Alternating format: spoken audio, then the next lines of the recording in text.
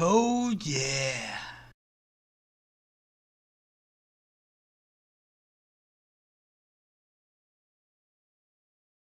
Bonjour, alors je vais faire suite à ma vidéo d'hier, j'ai eu plein de commentaires et en me disant mais est-ce que ce que tu nous as dit hier est encore d'actualité?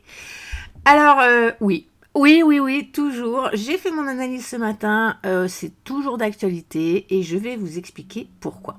Mais avant, on va d'abord parler du SOPR qui est un outil très très important et très fiable jusqu'à présent en tout cas. Alors, je vais vous montrer, regardez, comment ça fonctionne le SOPR. Déjà, il faut comprendre ce que c'est. Ça nous indique que les gros porteurs sont en train de prendre des profits. Donc, pour prendre des profits, il faut vendre, ce qui met une pression vendeuse.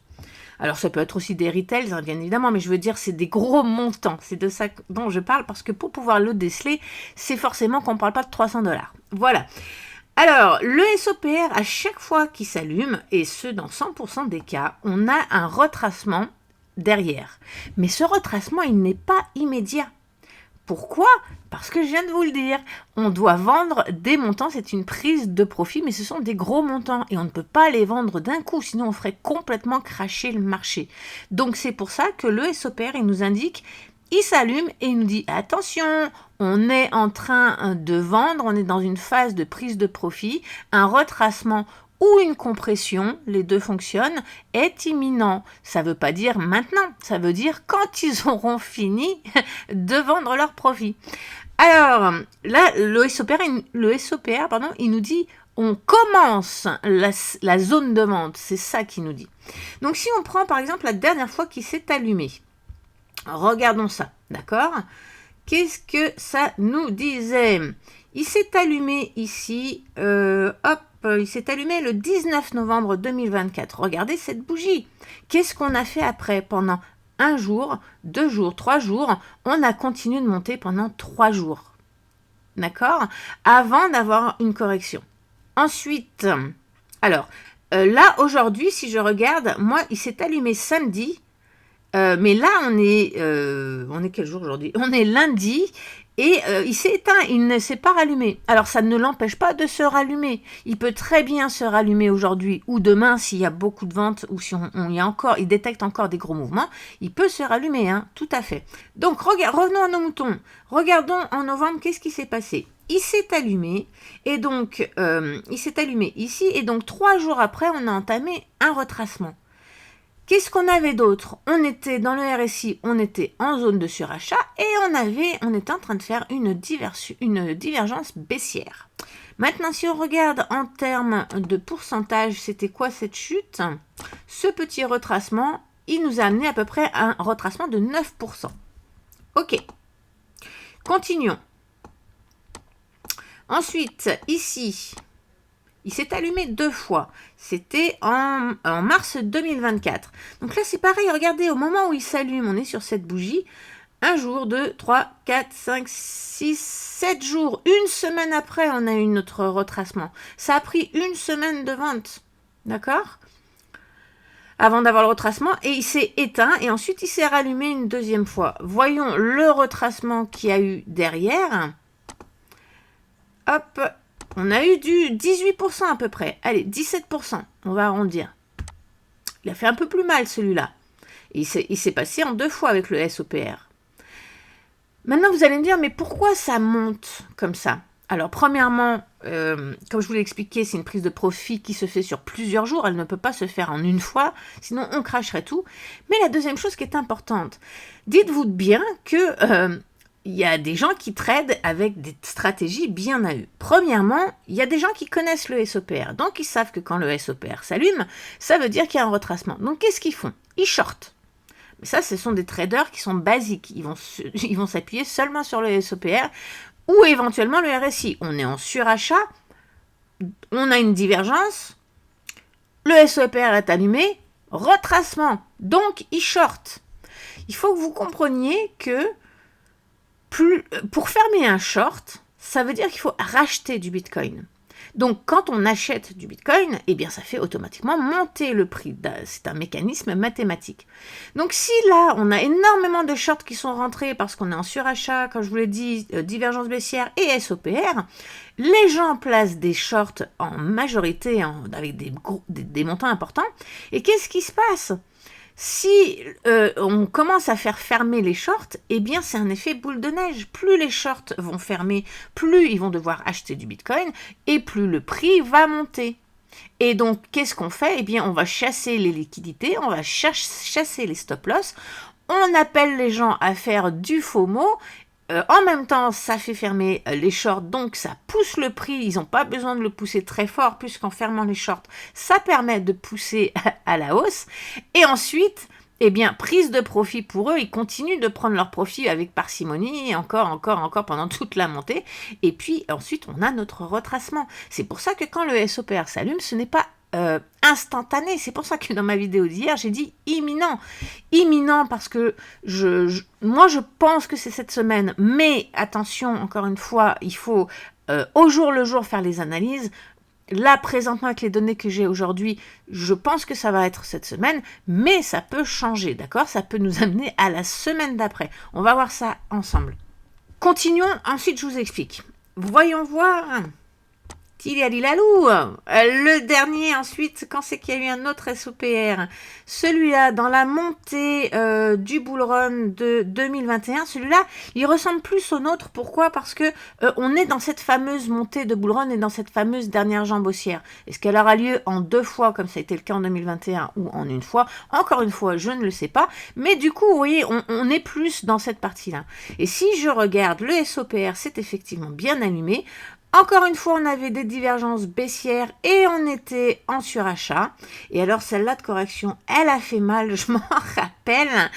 Qu'est-ce qu'on est allé chercher ? On est allé chercher un 30% de retracement. Donc, ça fait mal. Voilà. Mais encore une fois, regardez, il s'est allumé ici et ça a pris 1, 2, 3, 4, à peu près 4 à 5 jours avant d'entamer la correction. C'était pas imminent, d'accord ?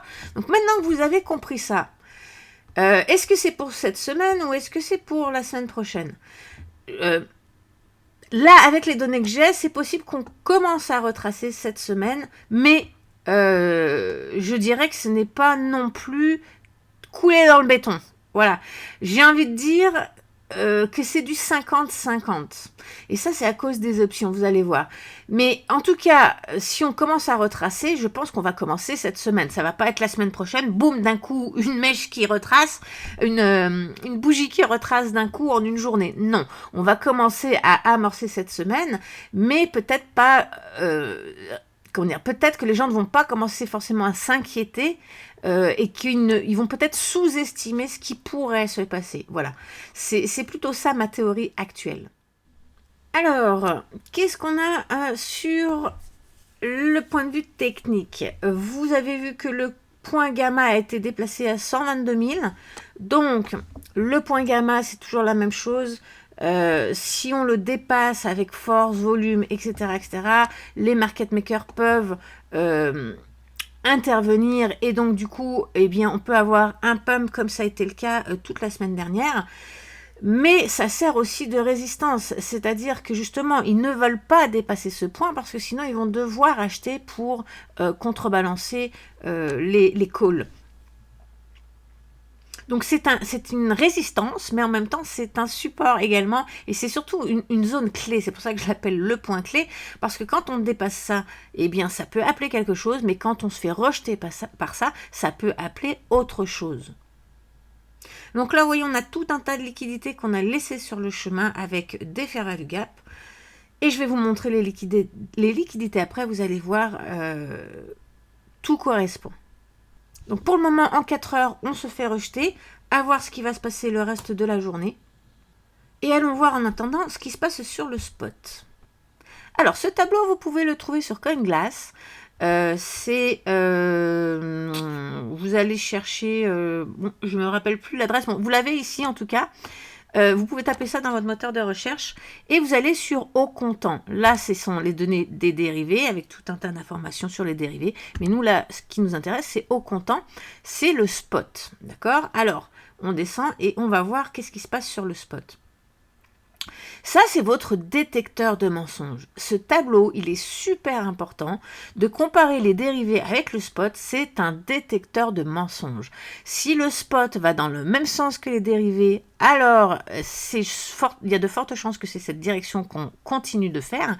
Mais si le spot est en divergence et n'indique pas la même chose que les dérivés, eh bien, c'est le spot qui gagne. C'est votre détecteur de mensonges.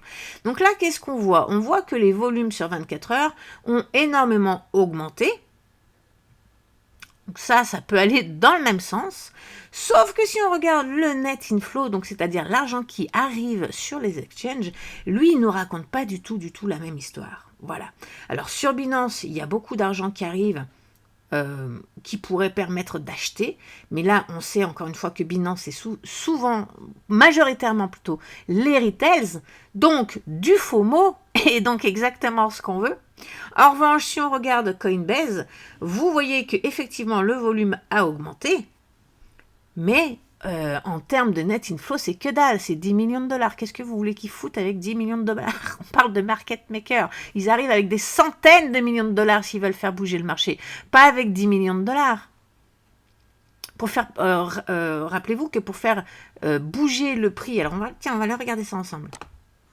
Vous allez sur CoinMarketCap, sur le Bitcoin et vous allez aller dans Market ici et vous allez regarder combien d'argent il faut pour faire bouger le prix de Bitcoin de 2%.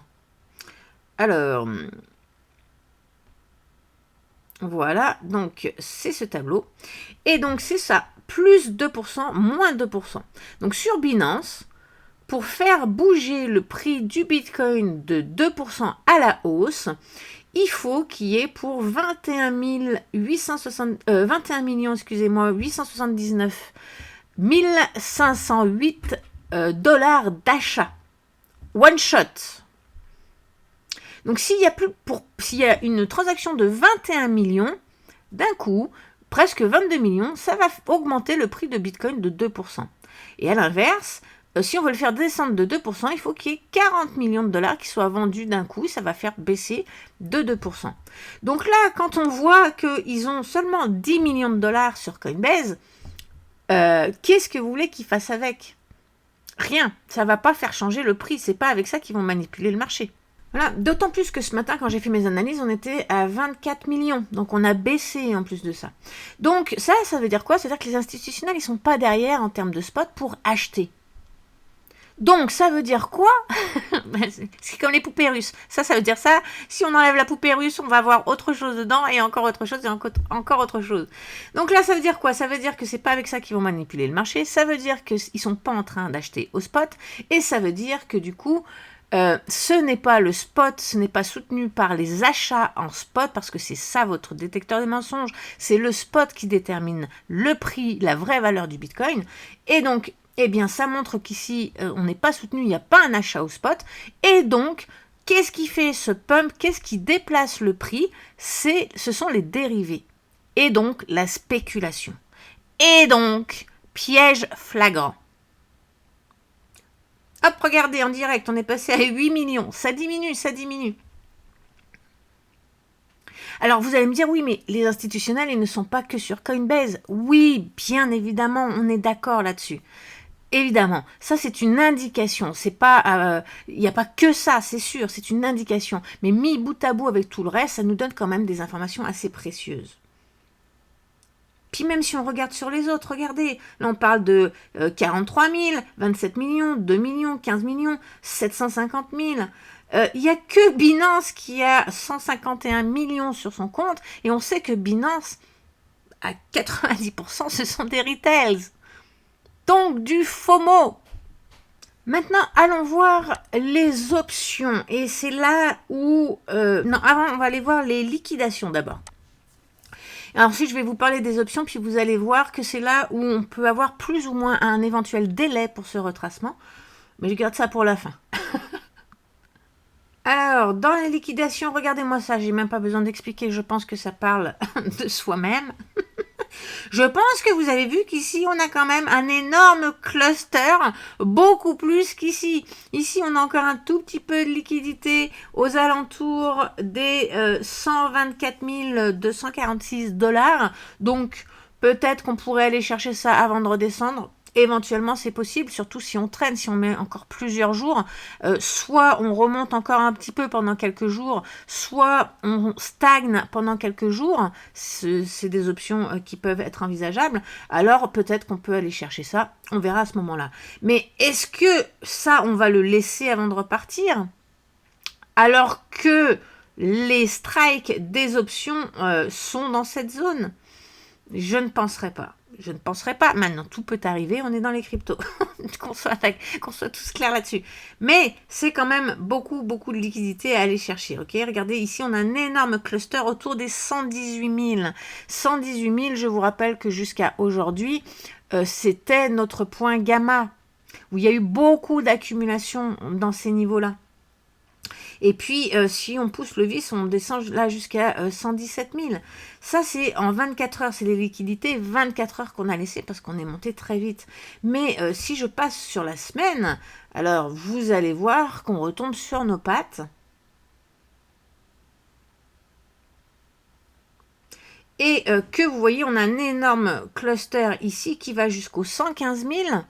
Donc, c'est la zone que je vous donnais hier, entre 114 et 116 000. La première réaction à suivre, si on rebondit au 114, c'est parfait, on repart. Mais s'il n'y a pas une réaction énorme au 114, eh bien, on peut aller chercher ces liquidations-là. Ça, et ça nous fait pas rire. Aux alentours des 108 000. Voilà, ça nous fait pas rire du tout. Mais, ok, il y a des liquidations, il y a de l'argent à aller chercher ici. Moins qu'ici, c'est pour ça qu'on espère qu'on va rebondir, mais il y en a ici. Et pourquoi je vous parle des 108 $? Parce que justement, on va aller voir les options ensemble maintenant. Et les options, c'est très compliqué. C'est parce qu'il y a plein de choses différentes. Comment vous expliquer ça? Ça dépend si les market makers les vendent, les achètent. Ça dépend de tout un tas de choses et je ne peux pas vous expliquer ça là, comme ça, brut de pomme. C'est pas possible. Par contre, les options, c'est un peu comme un GPS. C'est un peu comme une carte, plus exactement. Ça va nous dire où est-ce qu'on peut aller et les dérivés vont nous indiquer plutôt le chemin qu'on pourrait prendre. Mais ce n'est pas une certitude, c'est une éventualité. Donc, si je regarde les strikes pour le 18 juillet, donc vendredi, les strikes, ce sont les prix sur lesquels les gens ont parié le plus, c'est-à-dire plus le pic est important, plus il y a eu des paris sur ce prix-là. En vert, ce sont les strikes, les calls, donc les strikes haussiers. Ça veut dire, si je prends celui-là au niveau des 114, eh bien, pour le 18 juillet, au niveau des calls, donc ceux qui ont parié à la hausse, le plus important, c'est le strike 114 000. Ça veut dire que les gens pensent que le prix pourrait être aux alentours, dans la zone des 114 000 pour le 18 juillet. Et là, on parle de call, on parle de gens qui ont parié à la hausse. 114 000, alors que là, on est aux alentours des 122 000. Et donc, les strikes dominants du 18 juillet, c'est 114 000 et 120 000. Alors, 120 000, eh bien, on en est déjà beaucoup plus près. C'est déjà possible. Probable. Et pour les puts, donc les puts c'est en rouge, ça c'est ceux qui ont parié à la baisse, eh bien on voit que les puts dominants ils sont aux alentours des 110 000 et l'autre il est aux alentours des 116 000. Donc vous voyez on a une zone entre 114 et 120 000 qui nous ramène avec ce que les gens ont pu imaginer. Le max pain est à 112 000, ok? Donc ça ne veut pas dire qu'on va redescendre jusque là. Ça veut nous dire qu'il y a un intérêt ici, autant pour les market makers que pour les gens qui ont parié, d'aller dans ces zones. Et ça nous montre que ces zones sont importantes d'un point de vue psychologique. Et d'un point de vue monétaire aussi. Maintenant, si je vais au 25 juillet. Donc, alors attendez, juste un truc. C'est que là, du coup, on pourrait se rapprocher peut-être du max pain, et dans ces cas-là, on va avoir une chute brutale dans la semaine, mais c'est pas forcément ce que je privilégierais. Comme on l'a vu, le SOPR, il met quelques temps avant de s'enclencher. Donc, moi, je pense qu'on va plutôt revenir plutôt vers les 120 000. On peut monter aux 124 000, aller chercher les liquidités avant, comme on en a parlé. Hein. Mais après, je pense que plus on va se rapprocher de vendredi, plus on pourrait revenir dans ces zones-là. Aux alentours des 120 000, 118 000 peut-être, mais ça c'est trop tôt, d'accord? Là c'est une théorie comme ça que j'avance, mais c'est trop tôt, ce sont les données dérivées qui vont nous le dire, et les données gamma et delta, et là pour le moment, vendredi c'est dans 4 jours, 5 jours, c'est trop loin, je ne peux pas m'avancer avec ça, voilà. Par contre, si je veux aller au 25 juillet, il faut que vous sachiez que le 25 juillet, c'est l'expiration mensuelle. Les options mensuelles, ce sont toujours les plus importantes et les plus dangereuses. Le 25 juillet, on a un max pain à 108 000 $. Rappelez-vous dans les liquidations ce que je vous ai dit ici? Dans les 108 000 $. Ça fait mal, ça fait très mal. Ça ne veut pas dire qu'on va y aller. Le max pain, comme je vous dis, c'est là où il y a justement, les gens auront le plus de douleur, où les gens perdront le plus d'argent. C'est pas obligatoire qu'on y aille. Mais il faut avouer qu'il y a quand même une zone de liquidité sur notre carte, donc on le garde dans un coin de la tête. Maintenant, si on regarde les strikes, on est à 120 000 et 115 000. Et pour les puts, on est à 105 000 et 110 000. Donc, vous voyez qu'on a bien baissé par rapport à cette semaine. Donc, ça veut dire que le marché, dans sa tête, prévoit une éventuelle baisse. Encore une fois, ça change tous les jours, c'est trop tôt pour savoir. Je veux juste vous montrer ce qui se passe sur les options et qu'est-ce qui se dessine. Une descente progressive avec sûrement un bottom dans la semaine du 25 juillet. Si on suit ce raisonnement. Ok, maintenant, d'un point de vue technique, est-ce que tout ça est compatible? Eh bien, regardons, vous vous rappelez, on a vu que le SOPR en 2021, où ça correspondait plus ou moins où on était dans la phase dans laquelle on se trouve actuellement, c'était une correction de 30%. Alors, je ne dis pas qu'on va avoir une correction de 30%, pas du tout. Je dis juste que c'est possible, dans cette phase-là, d'avoir des grosses corrections. Si on a regardé les autres SOPR, l'un était vers 9% et l'autre était vers 17%. Donc, regardons maintenant ce qu'il en est. Si on commence à chuter à partir d'aujourd'hui, eh bien, un 9%, ça nous ramènerait justement à notre max pain du 18 juillet, c'est-à-dire aux alentours des 112 000. Donc, rien d'impossible, c'est tout à fait faisable. Maintenant, il faut que je diminue, du coup, mon graphique. Et allons voir un peu plus loin si on redescend aux 108 000 par exemple. Alors, je ne suis pas sûre qu'on aille aux 108 000. Très honnêtement, ça me paraît quand même assez gros. Je ne penserais pas. Mais, regardons quand même. Et je vous le dis, c'est trop tôt. Hein. Je peux très bien changer mon fusil d'épaule. Donc, ne venez pas me dire, oui, tu as changé d'avis. Je vous le dis tout de suite. Suivant ce que les données vont me dire, il est possible que je change d'avis. Mais imaginons, si on redescend aux 108 000, c'est une perte de 10% seulement. Donc, vous voyez qu'il n'y a rien d'impossible à ça. Rien du tout. D'autant plus que, comme je l'ai déjà dit dans ma dernière vidéo, ça correspondrait également à notre zone de SOS et LPS qu'on pourrait retester. Voilà. Donc, je vous laisse avec ça. Il n'y a rien d'impossible. Ah si, attendez, une dernière chose. Allons voir mes scénarios du jour pour mon groupe. Bon, alors pour une raison qui m'échappe, mon micro n'a pas marché, je m'en suis rendu compte au montage, donc je vais refaire cette partie. Je vous disais que j'allais vous montrer les rapports d'aujourd'hui pour le groupe, donc du 14 juillet. Et qu'est-ce que dit ce rapport aujourd'hui par rapport au scénario? Voilà, c'est là les scénarios. Le premier scénario, c'est une rejection sur la zone gamma. Donc ça, c'est le scénario le plus probable, c'est qu'on se fasse rejeter par les 122 000 et qu'on redescende aux 118 000, voire aux 115 000. Je dois préciser une chose. Ce rapport, il est fait jusqu'au prochain rapport. Si le prochain rapport, celui de demain, invalide mon scénario, eh bien, on se remet au goût du jour. Mais s'il va dans la même direction, eh bien, on va continuer d'avoir les mêmes choses. Ça veut dire quoi? Ça veut dire qu'on ne va pas redescendre dans la journée jusqu'aux 115 000. Ça veut dire mes rapports, ils vont jusqu'à l'expiration, et en tout cas jusqu'à l'expiration des options, mais surtout jusqu'à ce que le rapport change en fonction des données qu'on a. Donc, jusqu'à la prochaine contradiction ou infirmation, eh bien, on peut redescendre jusqu'aux 118-115 000. Ça, c'est le mouvement que je vois dans les prochains jours, si ce n'est pas invalidé, d'accord? Ça ne veut pas dire que c'est dans la journée. On peut mettre 2 jours, 3 jours, 4 jours. On peut mettre toute la semaine pour faire ça, jusqu'à vendredi pour redescendre là, d'accord? Ensuite, le deuxième scénario, c'était une compression latérale sous les 122 000, où on pourrait ranger entre les 118 et les 122 000, avec une expiration vendredi, donc des options. Là, on jouerait sur... c'est-à-dire que si on a le premier scénario, on va jouer sur le prix. On va se rapprocher du max pain pour que ça coûte le moins cher au market maker. Mais pour une compression latérale, c'est la même chose, c'est de la manipulation pareille, sauf qu'ils vont jouer sur le temps en laissant expirer les options. Et donc, ils vont jouer sur le temps pour calmer le jeu. Voilà. Et puis le troisième scénario, c'est un gamma squeeze. Donc là, on dépasse les 122 000, on part à la hausse, on explose, ça fait un effet boule de neige, comme je vous l'ai expliqué. Les shorts sont liquidés, ça fait monter le prix, mais aussi les market makers sont obligés d'acheter au spot. Donc c'est un mouvement explosif et on se dirige vers les 125-127 000.